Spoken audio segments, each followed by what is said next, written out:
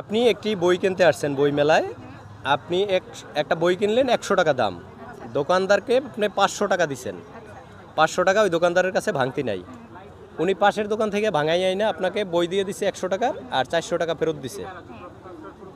আপনি যাওয়ার পরে একটু পরে যার কাছ থেকে ভাঙতি নিয়ে আসছিল উনি এসে বলে তোমার টাকা তুমি নাও, আমার টাকা আমাকে ফেরত দাও, কারণ তোমার টাকা জাল টাকা। ওই লোকরে 500 টাকা দিয়া ওই 500 টাকা আইনা ছিঁড়ে ফালাই দিছে, কারণ ওই জাল টাকা থাকলে ওনাকে পুলিশে ধরতে পারে। আপনাকে এখন বলতে হবে ওই দোকানদারের মোট কত টাকা লস হইল।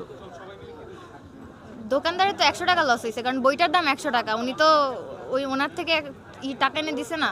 ওনারা যে আবার 500 টাকা দিল আর ওই 500 টাকা ছিঁড়ে ফালাই দিল, মানে আপনাকে 400 টাকা দিল, বই দিল। তাহলে তো ওনার 500 টাকাই লস হয়েছে, কারণ 500 টাকা উনি হচ্ছে ওনার থেকে এনে যেটা নিছে সেটা ছিঁড়ে ফেলাই দিছে না। ওনাকে 500 টাকা দিছে হ্যাঁ আর ওই জাল টাকা ছিঁড়ে ফালাই দিছে, হ্যাঁ। আর আপনাকে 400 দিছে, বই দিছে একটা। এখন মোট কত টাকা লস হলো? আমি এত কনফিউজ করে দেখি এখন আমি আমারে ভাবতে দেয় না কেন লাগা, আমারে তো চিন্তা করতে দেবা তোমরা। বলেন মোট কয় টাকা লস হয়েছে?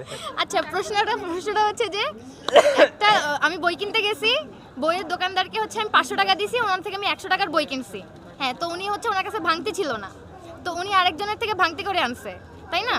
সো ভাঙতি করে আনছে, আমাকে 400 টাকা দিছে আর বই দিছে। এখন ওই দোকানদার বলছে যে ওনার কাছে পুরো যে 500 টাকা উনি ভাঙতি করছে, তো ওইটা হচ্ছে জাল টাকা। সো উনি ওনাকে 500 টাকা দিছে, তাই তো? আবার 500 টাকা? হ্যাঁ, আবার ওনাকে 500 টাকা দিছে। সো 500 টাকা দিলে ওনার কাছে 500 টাকা আর বইয়ের দাম 100 টাকা, ওনার কাছে 600 টাকা, কারণ আর বাকি 500 তো হচ্ছে ওই মেয়েটা দিয়ে দিছে। সো ওই 500 টাকা নোট ছিঁড়ে ফেলছে। সো ওনার 500 টাকা আলটিমেটলি 500 আর বইয়ের দাম 100, 600 হয়ে গেছে। মোট কত টাকা লস? 600। শিওর? হ্যাঁ। লক।